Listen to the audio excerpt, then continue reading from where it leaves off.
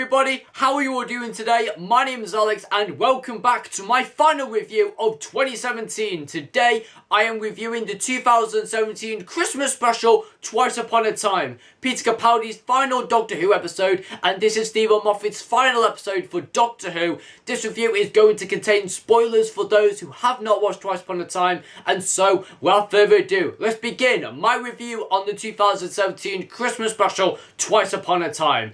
Before I did this review, I had many rewatches of this episode so I could get my head around certain things. But also, the more I watched it, the more I realised that this episode had a continued plotline from the Doctor Falls, in which it was him saying to the Master that I do it because it's kind. I felt it was their intention to have that kindness element of the 12th Doctor throughout the episode, especially knowing how harsh he was at the very beginning of his tenure. I really loved that this was the core of his ending with kindness in his heart. Always be nice, but never fail to be kind. I loved that a lot. I loved the beginning where they had the recreated scenes from the 10th Planet and they had the old formats from the 1960s television, which was really nice as they changed William Hartnell's image from the 10th Planet to become David Bradley with the additional use of colour and the widescreen format. For me, David Bradley was absolutely amazing to watch and to observe him as he captured the essence of the first Doctor really well. Every action he did was classic William Hartnell, especially his egotistical voice saying, "Oh no, if I hear another word of that language, young lady, you're in for a jolly good smack bottom."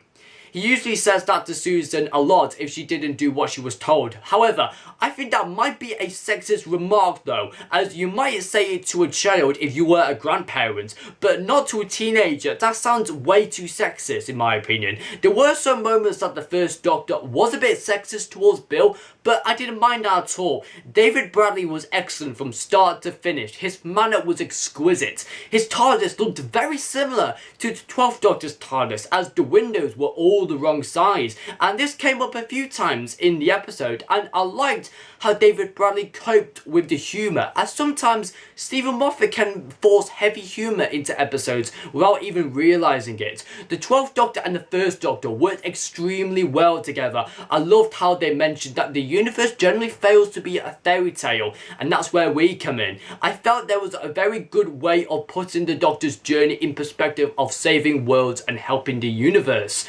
For me, I loved the conversations between both Doctors discussing how one feels about regeneration and how the universe copes between the balance of good and evil. The whole idea and the concept of testimony was quite neat, but the more I think about it, the more I really like that it wasn't anything the Doctor had to stop. I mean, that's really nice, almost too nice, because the narrative of Doctor Who, you assume that the Doctor must stop this alien menace or solve this problem, and so for him to stumble across something that he didn't know about and appeared to be secretive and is completely benevolent, it's retaining the memories of the dead so that they are preserved. There's no downside to it. And I even love his reaction. It's like, it's not an evil scheme. I don't know how to react to that. However, I just love it. It's because you watch Doctor Who enough and it's like, God, isn't the universe ever not screwed up in that sense? Does he ever stumble across something nice? And here he does. And to have that on especially a Christmas special and on a regeneration episode where he's questioning whether he's going to allow himself to regenerate. So having that affirmation that, look, there is good stuff in the universe, and it feels so laid back, and it's just nice that he stumbles upon something that might be disastrous and then realised it's fine. There's nothing for him to fix. All that he has to do is just put this captain back, and the only reason why the captain was out of time is because of what he did.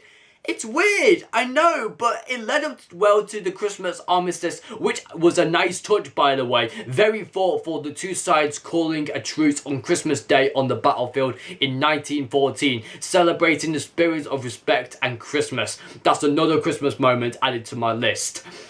Another character who I was really interested in, Mark Gatiss, who played the captain. He was really great in this, as sometimes in Christmas episodes you usually have a character that doesn't do anything and it's just a bit of a waste. However, he was really good, and I loved the reference to the surname of Lethbridge Stewart, referencing the Brigadier in the classic series. Many people would say that he is the Brigadier's father, but I don't think he is, because when you scale up the timelines, I mean, this is 1914, and he says that he has a young son. So you're trying to tell me that the Brigadier would have been around the age of 60 in the Jon Pertwee era? That doesn't make sense. So it would have been the Brigadier's grandfather instead of his father. I love the references to the Brigadier, because I always remember him when his music comes on. It's so heartwarming, because he is just a magnificent companion in Doctor Who. The Brigadier, we salute you, sir, always.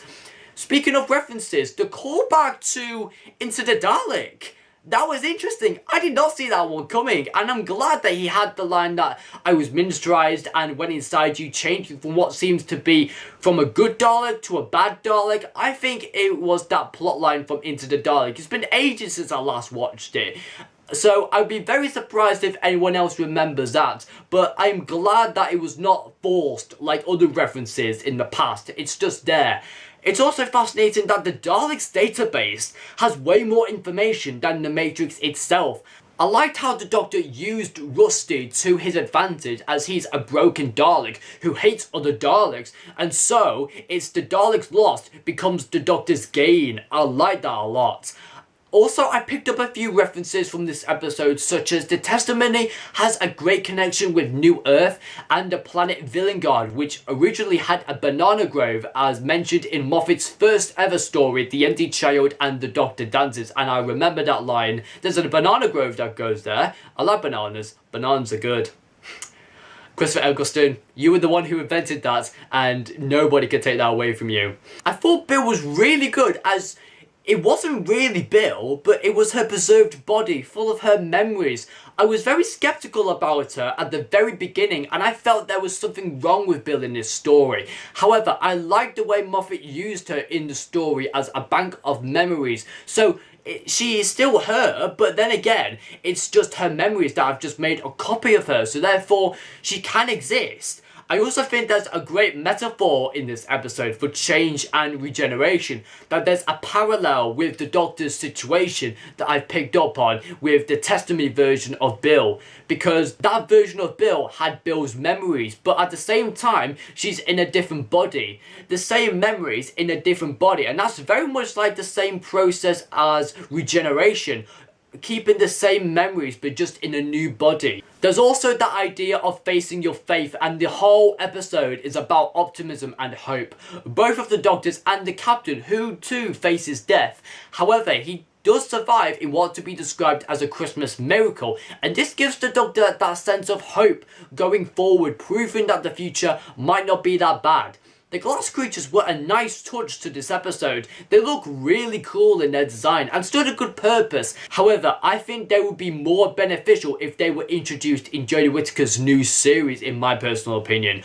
Also, Nardole made a surprise return. The BBC never spoke about Matt Lucas returning, and I loved how they didn't tell anyone, because I generally loved and appreciated his character. Again, it's not actually Nardole, but it's the memories of Nardole from the Doctor's conscience. He even has invisible hair, and I have to say that Nardole has just been phenomenal throughout this year. He has lightened up to everyone, and he is such an underrated companion, which if I had to put him in a top 10 list, then he would be around number 3/number 4.